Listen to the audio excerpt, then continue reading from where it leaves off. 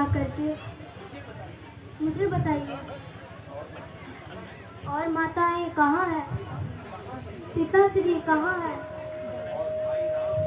और भाई राम, लक्ष्मण, माता जानकी कहाँ है? सुनो बेटा,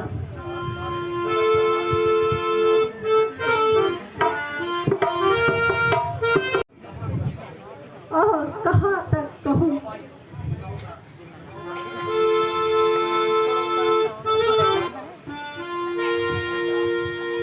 बेटा,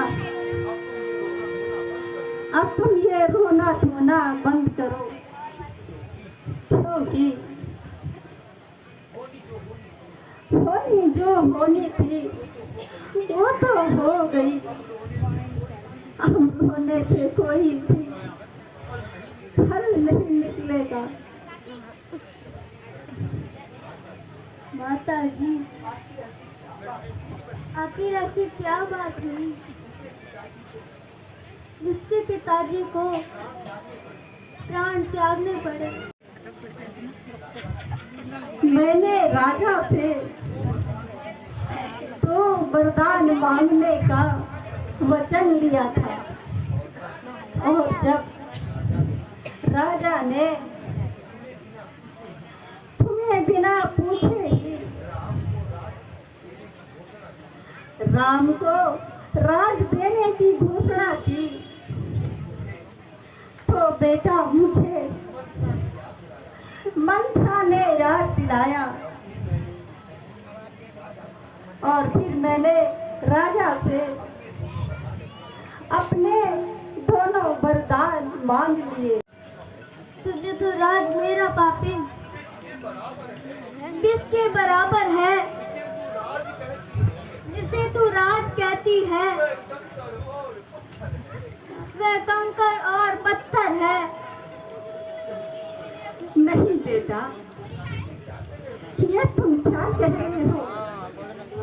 तुम्हारे लिए अपना सुख सुहाग ही छोड़ दिया, और तुम इस प्रकार की बातें सुना रहे हो।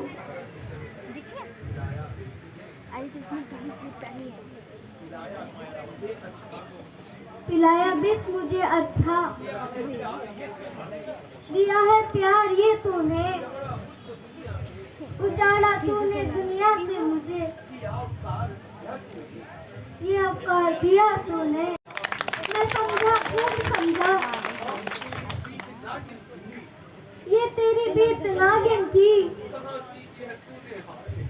कहाँ सीखे है तूने ये हाय पापी रीत नागिन की।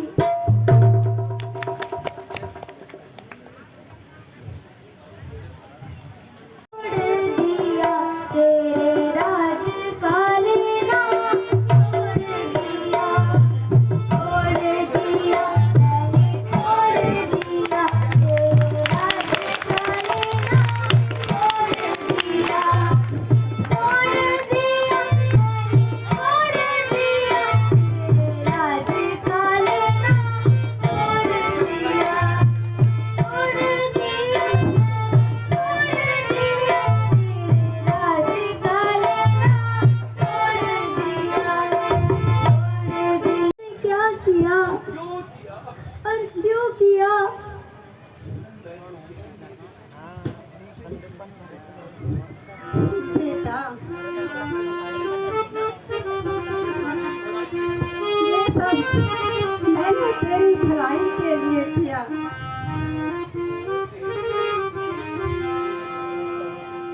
मैं तो तेरे लिए बेटा, मैं तो तेरे लिए बेटा, जग से आज बुरा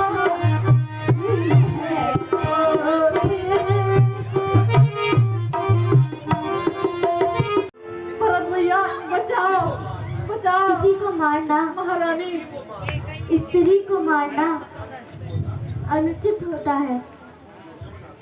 जो होना था सो हो गया, अब इन पापियों के सामने रुकना ठीक नहीं है। हमें शीघ्र माता कौशल्या के पास चलना चाहिए। चलो भैया। बेटा भरत, रुक जा बेटा, रुक जा भरत।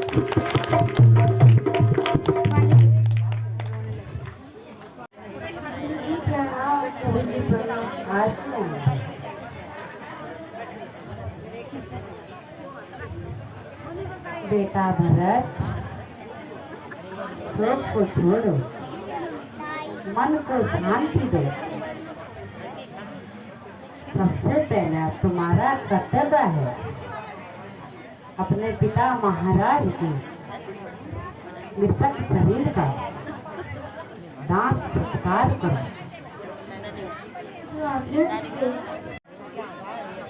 मेरी माता ने जो पाप किया है उसका प्रायश्चित तो मुझे ही करना पड़ेगा। यदि आपकी आज्ञा हो तो मैं वन में जाकर भैया श्री रामचंद्र जी मनाना चाहता हूँ और उनसे कहूँगा, भाई राज तुम्हारा है, आप राज करो। अगर वन में जाने की बात है तो पिता की आज्ञा का पालन मैं भी कर सकता हूँ। सुख वैभव कौन नहीं चाहता, तुम उसको पाकर भी ठोकर मार रहे हो। बेटा तुम धन्य हो। हम भी इस कार्य के लिए हम भी तुम्हारे साथ वनों में जाएंगे, भी तुम्हारे साथ चलेंगे।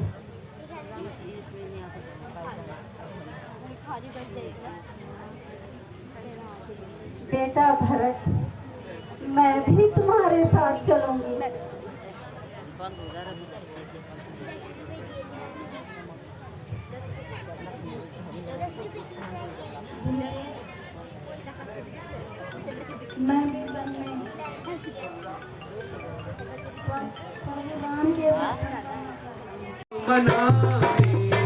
भरत चले चित्रकूट और रामा राम को मनाने।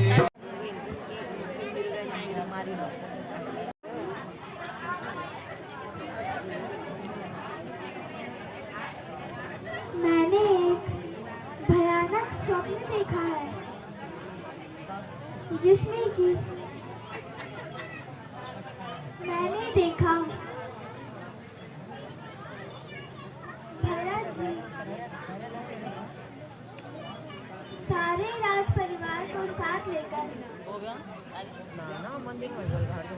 व्याकुल होते हुए वनों में भटक रहे हैं और माताओं को अत्यंत दुखी देखा है। साथ में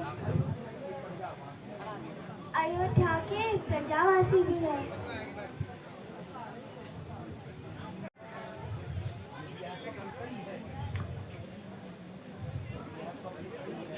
भ्राता जी, यदि यह स्वप्न सही है तो अब मुझे मत रोकना।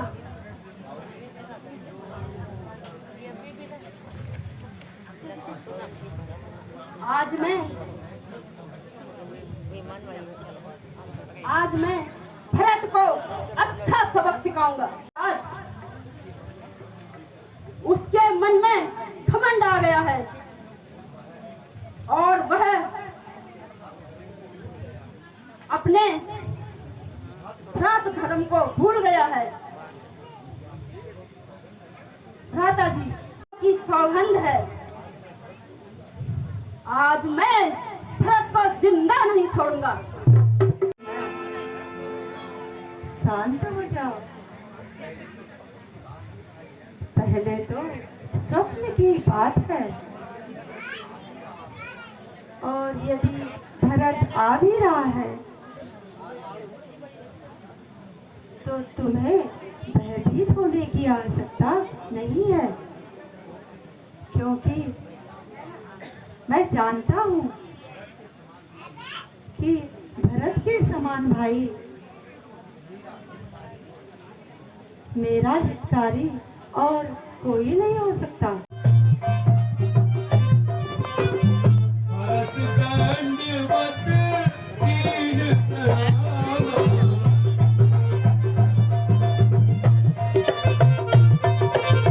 भूमि पड़े भरत दऊ भ्राता, भूमि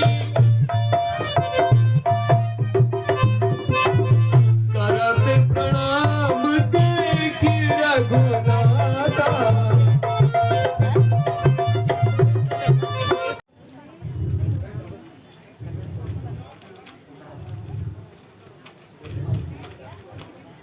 आओ मेरे प्यारे भाइयों, कहो कुशल से तो हो।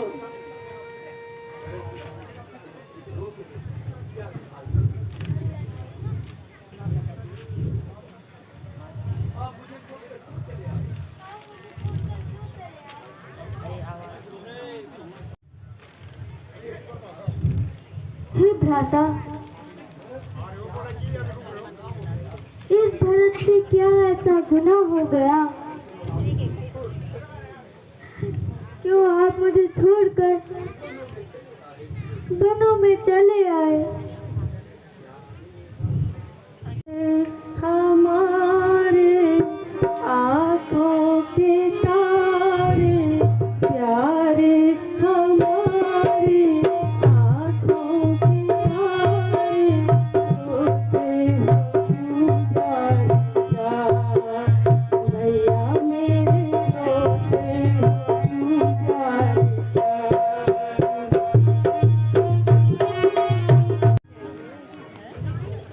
रो मत, मैं तुम्हारे सामने खड़ा हूँ, अब क्यों रो रहे हो? तुम तो मुझे प्राणों से भी प्यारे हो, इसलिए रोना बंद करो। अच्छा, अब ये बताओ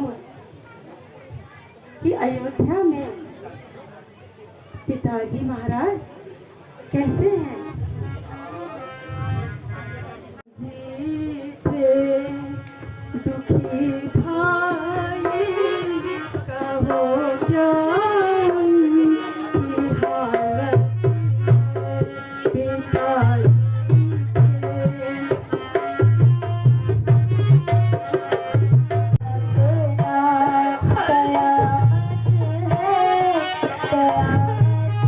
है, कयामत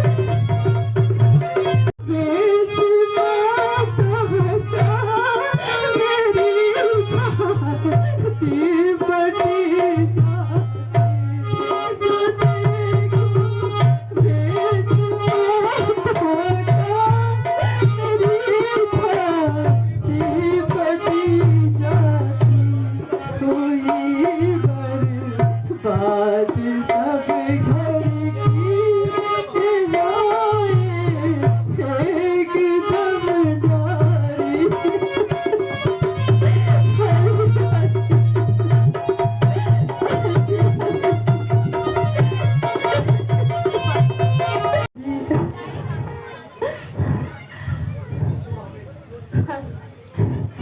तुम हमें छोड़कर क्यों चले गए?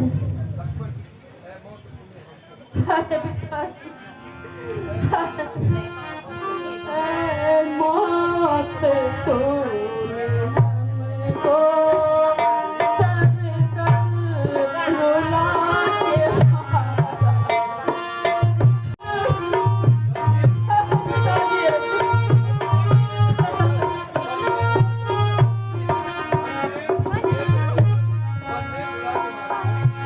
सर से किए घर बन में रुला के मारा।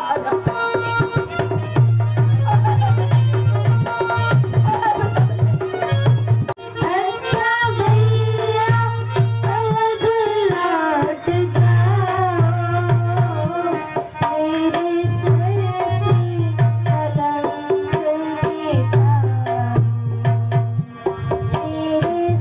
सर से कलंक मिटाओ।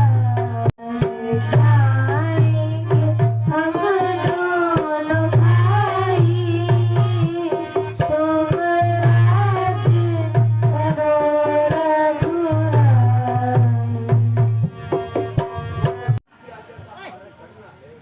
पिताजी की आज्ञा का पालन करना है। हम दोनों, मैं और शत्रुघ्न, वन में जाएंगे और आप अयोध्या लौट जाओ। भरत, तुम तो नीति को जानने वाले हो। यदि मैं तुम्हारे कहने से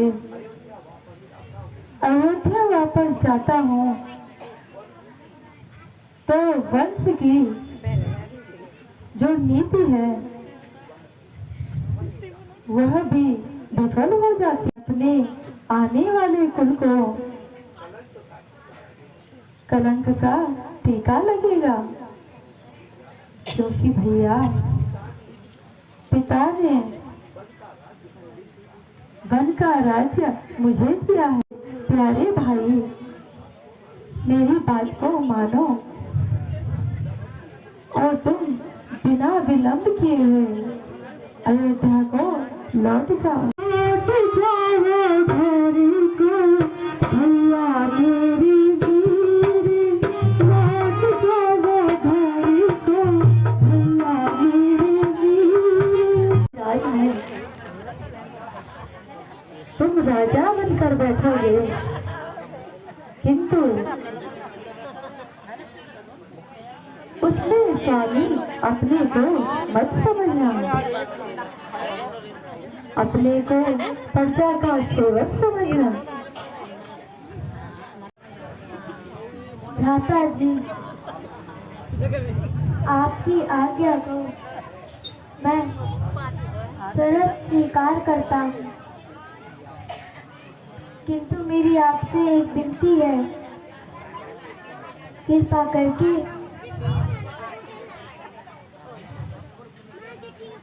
स्वीकार कर दीजिए।